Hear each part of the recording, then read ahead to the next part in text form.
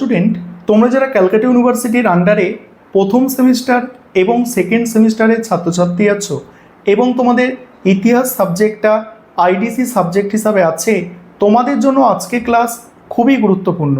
আজকে ক্লাসে তোমাদের 100% কমনযোগ্য সাজেশান নিয়ে আলোচনা করব এবং এই সাজেশান তোমাদের প্রথম সেমিস্টার এবং সেকেন্ড সেমিস্টার উভয়ের ক্ষেত্রে গুরুত্বপূর্ণ এবং এই সাজেশান থেকেই তোমরা সমস্ত প্রশ্ন কমন পাবে।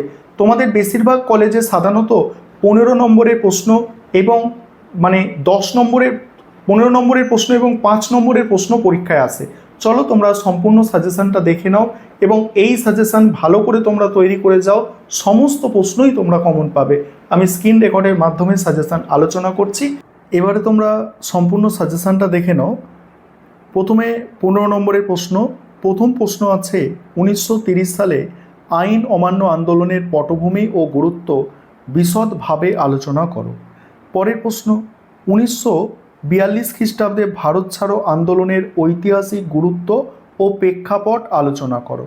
তারপরের প্রশ্ন আছে ভারতের স্বাধীনতা আন্দোলনে আজাদিন বাহিনীর গুরুত্ব বা অবদান আলোচনা করো।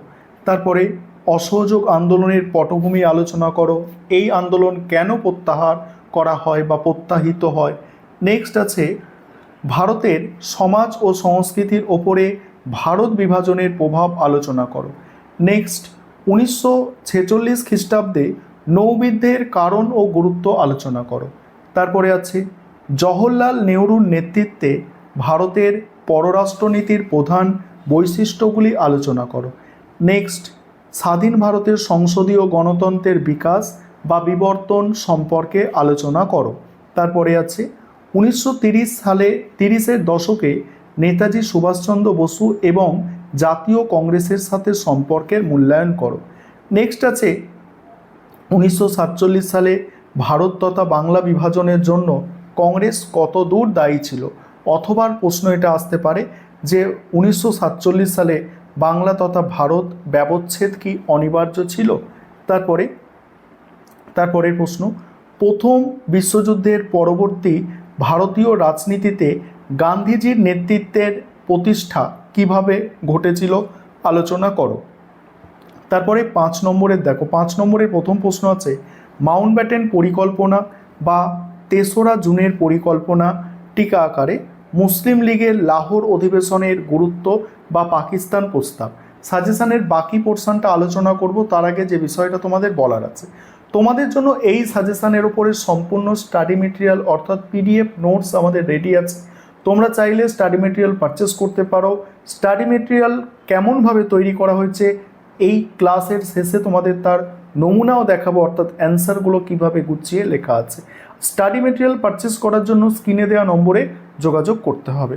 দেখো নেহরুর পঞ্চশীল নীতি, ওয়াহবেল পরিকল্পনা, তারপরে আছে ক্যাবিনেট মিশন বা মন্ত্রী মিশনের পরিকল্পনা। নেক্সট আছে ক্রিপস প্রস্তাব বা ক্রিপস মিশন, চট্টগ্রাম অস্ত্রাগার লুণ্ঠনে মাস্টারদা সূর্য সেনের ভূমিকা, গান্ধী কেন অসহযোগ আন্দোলন প্রত্যাহার করেছিল, তারপর পুনা চুক্তি বা সাম্প্রদায়িক বাটোয়ারার নীতি। নেক্সট আছে ভারতের ইতিহাসে জালিয়ানবাগ হত্যাকাণ্ডের গুরুত্ব। নেক্সট আছে অহিংসা ও সত্যাগ্রহ সম্পর্কে গান্ধীজির ধারণা আলোচনা করো। ভারত বিভাজনের জন্য মোহাম্মদ আলী জিন্নাহ কতখানি দায়ী ছিলেন। নেক্সট আছে ভারত ছাড়ো আন্দোলনের গুরুত্ব সংক্ষেপে লেখো। এবারে তোমাদের জন্য যে স্টাডি মেটেরিয়াল তৈরি করা হয়েছে সেটা দেখে নাও, অর্থাৎ কিভাবে স্টাডি মেটেরিয়ালটা তৈরি করা হয়েছে। এই হচ্ছে তোমাদের অরিজিনাল স্টাডি মেটেরিয়াল। কিভাবে এখানে অ্যান্সারগুলো গুছিয়ে লেখা আছে দেখো। যেমন প্রথম প্রশ্ন তোমরা দেখেছিলে 1930 সালে আইন অমান্য আন্দোলনের পটভূমি ও গুরুত্ব, এখানে প্রথমে পটভূমি, তারপরে হচ্ছে আন্দোলনের কারণ দেয়া আছে দেখতে পাচ্ছ, এবং তারপরে আন্দোলনের সূচনা, আন্দোলনের গুরুত্ব, এইভাবে একদম গুছিয়ে তোমাদের জন্য কিন্তু স্টাডি মেটেরিয়াল তৈরি করা হয়েছে। তোমরা চাইলে স্টাডি মেটেরিয়াল পারচেস করতে পারো, তার জন্য তোমাদের স্ক্রিনে দেওয়া নম্বরে যোগাযোগ করতে হবে।